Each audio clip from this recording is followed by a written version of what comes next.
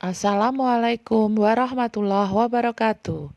Perkenalkan, kami dari kelompok 1 akan menyampaikan filosofi atau pemikiran dari Ki Hajar Dewantara berkaitan dengan konteks kearifan lokal.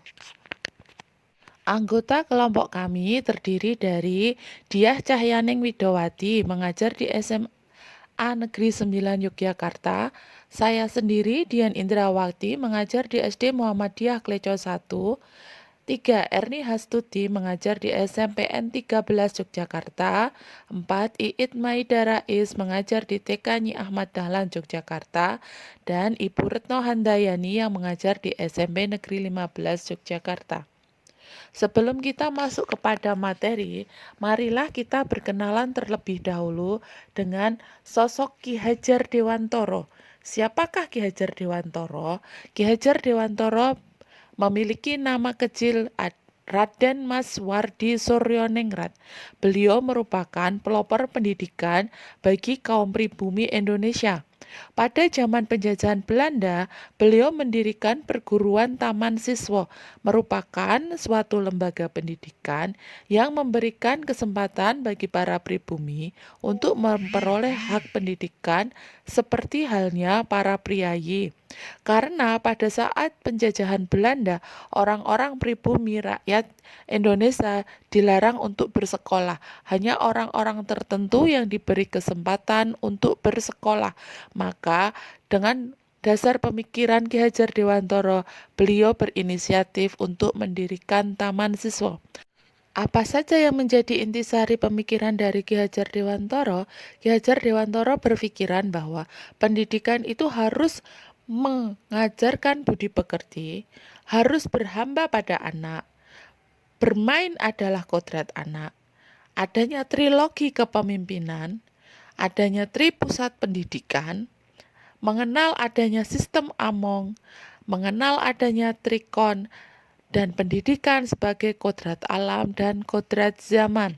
Dan Ki Hajar Dewantara tersebut ada beberapa yang masuk sesuai dengan kriteria konteks lokal dan sosial. Salah satunya adalah trilogi kepemimpinan, di mana trilogi kepemimpinan ini berupa Ing Ngarsa Sung Tulodo, Ing Madya Mangunkarsa, Tut Wuri Handayani. Apa makna ketiga kalimat tersebut? Ing Ngarsa Sung Tulodo bermakna di depan kita sebagai pembelajar, kita sebagai guru, pemimpin pembelajaran, mampu memberikan contoh bagi siswa kita, bagi orang-orang di sekitar kita, bagi teman sejawat, bagi tetangga di lingkungan rumah kita. Itulah makna dari Ing Ngarsa Sung Tulodo. Kemudian untuk makna kalimat Ing Madya Mangunkarsa, Ing Madya Mangunkarsa bermakna bahwa kita sebagai guru, sebagai pemimpin pembelajaran mampu memberikan motivasi, dorongan bagi semangat, memberikan semangat bagi peserta didik, bagi murid-murid kita, bagi lingkungan di sekitar kita. Kemudian untuk Tut Wuri Handayani bermakna bahwa kita di belakang mampu mendorong kemajuan peserta didik kita, memberikan motivasi agar mereka berpikiran intelek, berpikiran berkemajuan. Itulah makna dari trilogi kepemimpinan. Selain dari trilogi kepemimpinan, pemikiran Ki Hajar Dewantara yang dapat dikontekstualkan sesuai nilai kearifan lokal lainnya adalah pendidikan bagian dari pengajaran. Pendidikan bagian dari pengajaran bermakna bahwa pendidikan itu seharusnya mampu mengembangkan budi pekerti luhur. Jadi kita sebagai guru bisa mendidik anak-anak kita, mendidik murid-murid kita agar memiliki akhlak mulia, bersikap sopan, bertutur kata yang ramah, santun, penuh kepedulian kepada sesama, dan pertumbuhan jasmani yang sehat, serta intelektual yang berkembang. Intelektual yang berkembang ini terkait dengan pengajaran. Pengajaran bermakna kita mentransfer ilmu pengetahuan, sehingga pola pikir, wawasan, keilmuan murid-murid kita bisa bertambah luas, bertambah wawasannya. Selain pendidikan bagian dari pengajaran, ada pemikiran Ki Hajar Dewantara yang dapat kita kontekstualkan, yaitu pendidikan mengembangkan sistem Among. Sistem Among berarti bahwa pendidikan harus mengenal pola momong, asah, asih, asuh, cinta kasih penuh kekeluargaan.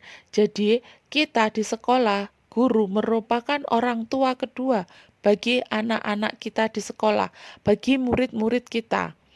Sehingga di sekolah terbentuk rasa kasih sayang, terbentuk rasa ngemong, melindungi, memberikan cinta kasih seperti dalam sebuah keluarga.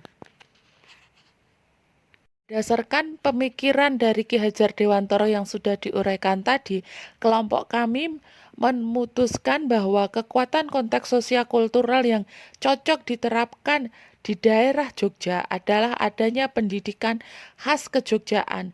Kita biasa di Jogja ada pendidikan Basa Jawa.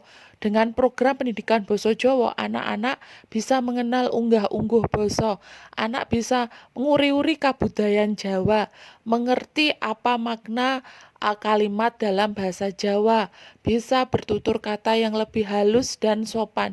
Karena dalam bahasa Jawa itu terkenal dengan tata bahasanya yang halus, penuturan yang lembut.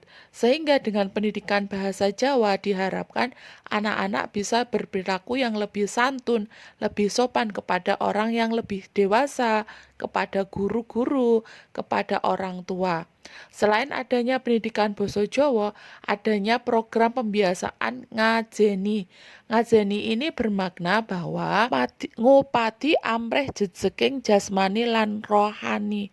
Ini bermakna bahwa dengan pendidikan kita berusaha menegakkan atau membimbing anak-anak supaya sehat jasmani dan rohani, serta adanya program kepembiasaan Handar Beni. Handar Beni ini bermakna memiliki. Kadang anak usia SD itu mereka untuk memiliki rasa kepemilikan terhadap barang milik pribadi masih sangat kurang, sehingga dengan pembiasaan Handar Beni mereka akan lebih menghargai miliknya sendiri. Tantangan yang kami hadapi ketika menerapkan pendidikan khas kejogjaan adalah bahwa siswa-siswa di sekolah itu kadang tidak hanya berasal dari wilayah Jogja saja. Ada murid yang pendatang, sehingga mereka misalnya berasal dari luar Jogja, mereka belum mengenal bahasa Jawa sama sekali. Itu menjadikan tantangan tersendiri bahwa kita ketika mengajarkan bahasa Jawa harus mentranslate ke dalam bahasa Indonesia terlebih dahulu. Dengan adanya tantangan tersebut, maka program pembiasaan itu memang harus rutin dijalankan, sehingga kita bisa menerapkan pemikiran Ki Hajar Dewantara yang lain, yaitu trikon, continue, artinya berkelanjutan, sehingga program tersebut bisa berjalan teratur, runtut, dan terkontrol. Jadi program bisa terlaksana dengan baik dan hasilnya bisa dirasakan bersama. Sekian dari kelompok 1, terima kasih atas kesempatan yang diberikan. Mohon maaf jika banyak tutur kata yang salah, penyampaian yang kurang baik dan benar. Wassalamualaikum warahmatullahi wabarakatuh.